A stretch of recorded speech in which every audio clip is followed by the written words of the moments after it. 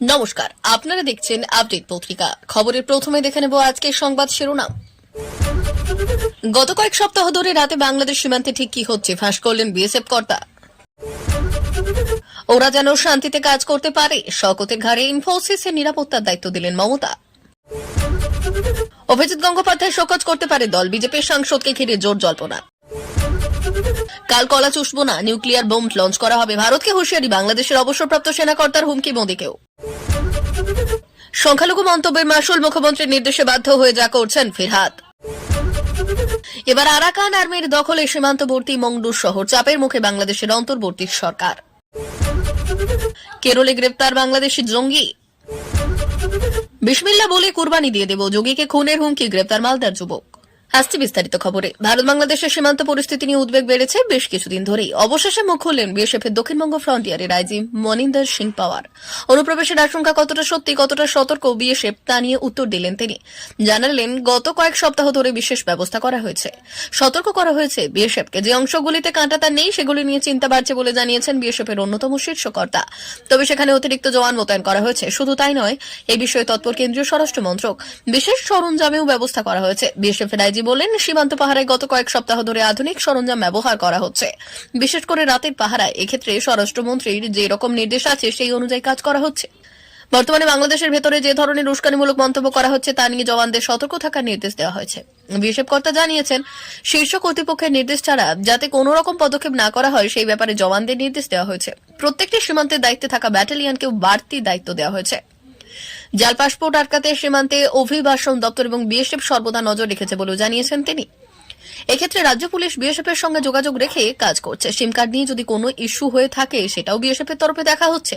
তবে বাংলাদেশে অশান্ত পরিস্থিতি তৈরি হওয়ার পর সীমান্তে এতটাই শক্ত নজরদারি বাড়ানো হয়েছে, তাতে দুষ্কৃতীরা এত সাহস পাবে বলে মনে করছে না বিএসএফ। ঘোষণা হয়েছিল আগেই, পূর্ব ঘোষণা মতোই বুধবার নিউ টাউনের হাতিশালায় উদ্বোধন হয়ে গেল ইনফোসিসের নতুন ক্যাম্পাসের উদ্বোধন করলেন রাজ্যের মুখ্যমন্ত্রী মমতা বন্দ্যোপাধ্যায়। প্রসঙ্গত, কিছুদিন আগে আলুরের সরকারি অতিথিশালায় বিশ্ববঙ্গ বাণিজ্য সম্মেলনের প্রস্তুতি বৈঠক হয়।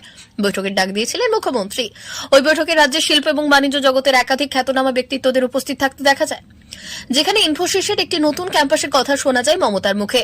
এদিন উদ্বোধনী অনুষ্ঠান থেকে মমতা বললেন, আজ একটা ঐতিহাসিক দিন আমাদের জন্য। 1981 সালে ইনফোসিস তাদের যাত্রা শুরু করেছিল। অবশেষে আমাদের রাজ্য তাদের নতুন ডেভেলপমেন্ট সেন্টার তৈরি করতে পেরেছে।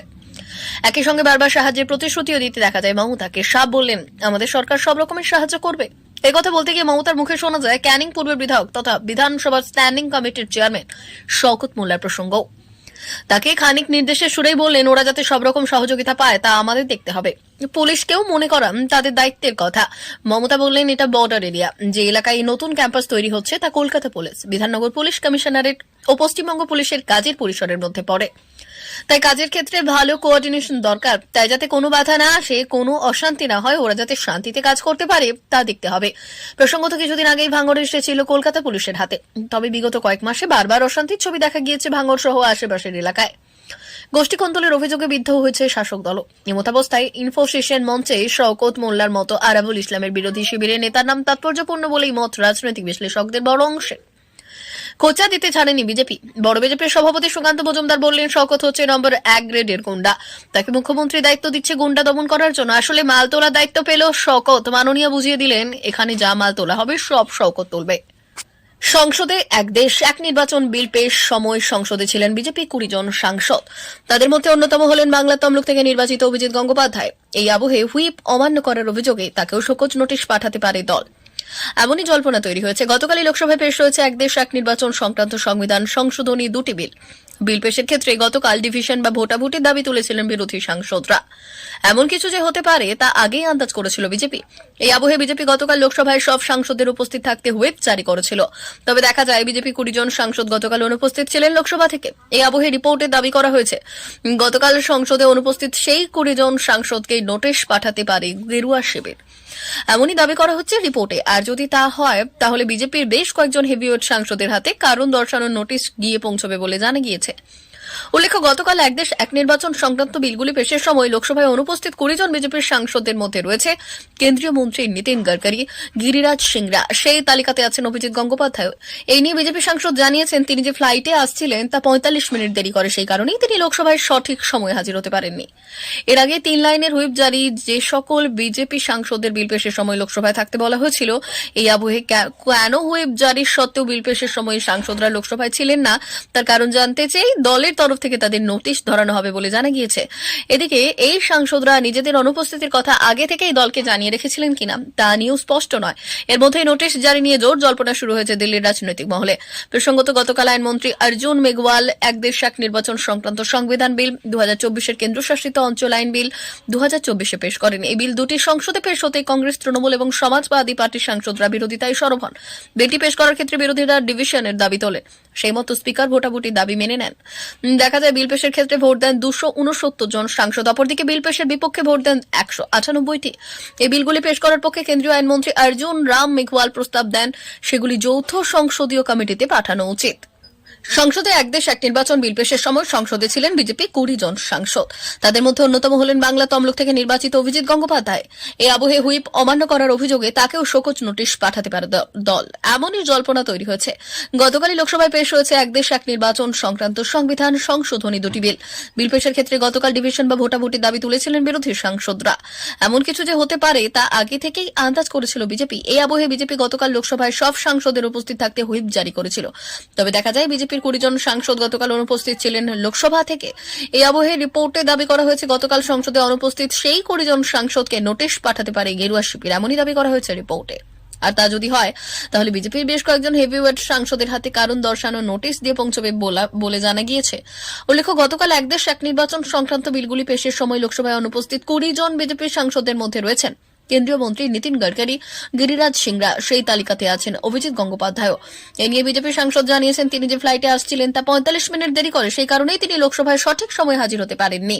এর আগে 3 লাইনের হুইপ জারি করে সেই সকল বিজেপি সাংসদকে বিল পেশের সময় লোকসভায় থাকতে বলা হয়েছিল। আর এই আবহে কেন হুইপ জারি সত্ত্বেও বিল পেশের সময় সাংসদরা লোকসভায় ছিলেন না তার কারণ জানতে চেয়ে দলের তরফ থেকে তাদের নোটিশ ধরানো হবে বলে জানা গিয়েছে। এদিকে এই সাংসদরা নিজেদের অনুপস্থিতির কথা আগে থেকেই দলকে জানিয়ে রেখেছিলেন কিনা তা স্পষ্ট নয়। এর মধ্যে নোটিশ জারি হলে জোর জল্পনা শুরু করেছে দিল্লির রাজনৈতিক মহল।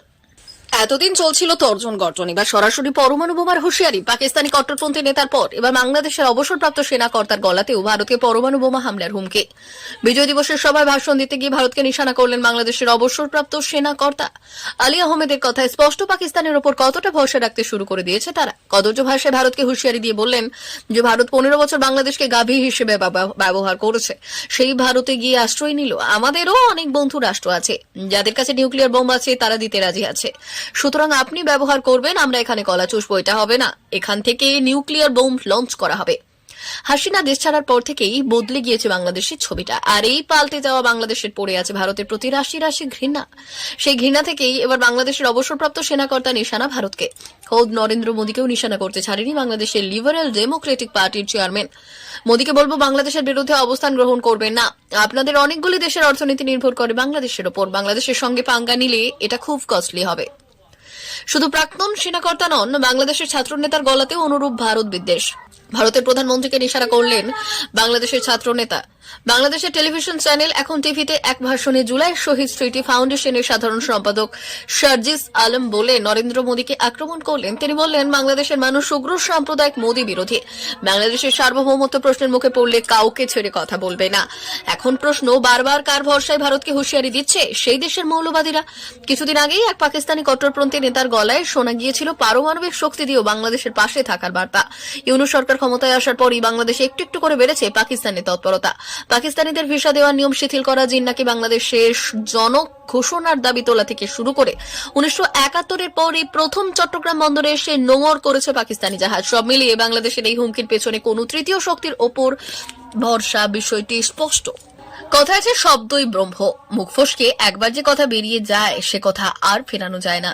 সম্প্রতি সংখ্যাগুরু এবং সংখ্যালঘুদের নিয়ে এক বেফাঁস মন্তব্য করেছিলেন রাজ্যের মন্ত্রী তথা মেয়র ফিরহাদ হাকিম, যার জেরে ইতিমধ্যে দলনেত্রী তথা রাজ্যের প্রশাসনিক প্রধান মমতা বন্দ্যোপাধ্যায়ের রোষের মুখে পড়েছিল ফিরহাদ। কালীঘাটের ঘনিষ্ঠ সূত্র মারফত খবর, ফিরহাদ হাকিম আপাতত 7-10 দিন কোনো সরকারি বেসরকারি অনুষ্ঠানে যেতে পারবেন না। তার গতিবিধিতে এমনই নিষেধাজ্ঞা জারি করেছেন মুখ্যমন্ত্রী মমতা বন্দ্যোপাধ্যায়। বিশেষ করে যেখানে গেলে সংবাদ মাধ্যম তাকে তার মৌলবাদী মন্তব্য নিয়ে প্রশ্ন করতে পারেন, সেখানে যাওয়া থেকে পুরোপুরি বিরত থাকতে বলেছে মুখ্যমন্ত্রী। প্রত্যেক বছর বড়দিন আর বর্ষবরণের আগে পরে কলকাতায় একাধিক মেলার উৎসবের আয়োজন করা হয়, যার উদ্বোধন করে থাকেন রাজ্যের শাসক দল নেতা মন্ত্রীরা। কিন্তু এবার তৃণমূল সুপ্রিমোর নির্দেশ মেনেই এই ধরনের কোনো অনুষ্ঠানেই যাচ্ছে না পুরমন্ত্রী। হাওড়া পুরসভা 23 ডিসেম্বর থেকে কার্নিভালের আয়োজন করেছে। সূত্রের খবর, সেখানে ফিরহাদ হাকিম যাবেন না বলে জানিয়ে দিয়েছে। ইতিমধ্যে ফিরহাদ হাকিম স্পষ্ট জানিয়েছেন, গত শনিবার সংখ্যাগুরু প্রশ্নে যেসব কথা তিনি বলেছেন তা নিয়ে সংবাদ মাধ্যমের আর কোনো প্রতিক্রিয়া দেবেন না। যদিও সূত্রের খবর ইতিমধ্যে ব্যাপারে দলের মধ্যে কৈফিয়ত দিয়েছে ববি হাকিম। জানা যাচ্ছে ববি দলকে জানিয়েছেন তার কথার ভুল ব্যাখ্যা করা হয়েছে। আসলে তিনি নাকি সরল গণিতের অর্থে সংখ্যালঘুদের সংখ্যাগুরু হয়ে ওঠার কথা বলেননি। ড্যামেজ কন্ট্রোল করতে মন্ত্রী বর্ষায়ের আরো সাফায় তিনি নাকি বলতে চেয়েছিলেন সংখ্যালঘু মুসলমানদের আর্থিকভাবে পিছিয়ে থাকার অন্যতম কারণ শিক্ষা। এই কারণে সামাজিক মর্যাদার দিক দিয়ে বৈষম্য তৈরি হয়েছে। তার দাবি একমাত্র শিক্ষা এই অন্ধকার দূর করতে পারে। তাই সংখ্যালঘুদের মেহনত করে নিজেদের কাবিল করে তোলা উচিত। ফিরহাদের দাবি, আল্লাহর রহমত আর সংখ্যালঘুদের মেহনত থাকলে তবেই তারা সমাজে অগ্রসর হতে পারবেন।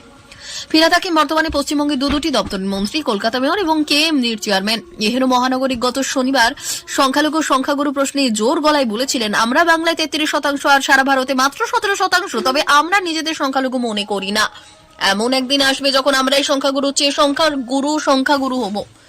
এই মন্তব্যের ভিডিও ভাইরাল হতে তৃণমূলের তরফে তড়িঘড়ি করা ব্যবস্থা নেওয়ার কথা বলেছে ফিরহাদের বিরুদ্ধে। এসবের মধ্যে বুধবার শাক দিয়ে মাছ ঢাকার মতো ফিরহাদের মেয়ে প্রিয়দর্শিনী হাকিম দাবি করেছে তার বাবা নাকি উর্দু বলতে গিয়ে গুলিয়ে ফেলেছেন। অথচ সংখ্যাগুরু ও সংখ্যালঘুদের সম্পর্কে ববি গত সপ্তাহে যে রগরগে মন্তব্য করেছিলেন তা উর্দুতে নয়, ছিল স্পষ্ট বাংলা ভাষায়। আর সেই কথার মানে এখন আর বুঝতে বাকি নেই কারণ। আপাতত মুখ খোলা বারণ ফিরহাদের। অশান্তির আগুনে জ্বলছে বাংলাদেশ। এত হানাহানি দাপাদাপির পর কোনোভাবেই ভারত বিদেশ থামছে না বাংলাদেশের। নতুন করে চাপ বাড়ছে ঢাকা বাসিন্দাদের। এর মধ্যে বাংলাদেশের মায়ানমারের 271 কিলোমিটার সীমান্ত দখলে নিয়েছে আরাকান আর্মি। ক্রমাগত মায়ানমারে যুদ্ধ চালিয়ে যাচ্ছে আরাকান আর্মি। ইতিমধ্যে এই দেশের মংডু শহর দখল করেছে এই বিদ্রোহী বাহিনী। সেই সঙ্গে রাখাইন প্রদেশের বেশিরভাগ অংশ এখন আরাকান দখলে এসে গিয়েছে। এমন অবস্থায় বাংলাদেশ মায়ানমার সীমান্তের প্রায় 350 কিলোমিটার এলাকা এখন আরাকান আর্মির দখলে, এমনটাই জানিয়েছে সেই দেশের সংবাদ মাধ্যম। আর এরই মাঝে আরাকানের মুখপাত্র জানিয়েছে যে তাদের বাহিনী ইতিমধ্যে জুন্টা বাহিনীর কমান্ড হেডকোয়ার্টার সহ রাখাইন প্রদেশের দখল নিতে যুদ্ধ চালিয়ে যাচ্ছে। এমনকি সীমান্তবর্তী নাফ নদীর নিয়ন্ত্রণ নিয়েছে আরাকান আর্মি। এখন নিজেদের সীমান্তই সুরক্ষিত রাখা নিয়ে চাপে বাংলাদেশ বর্ডার গার্ড।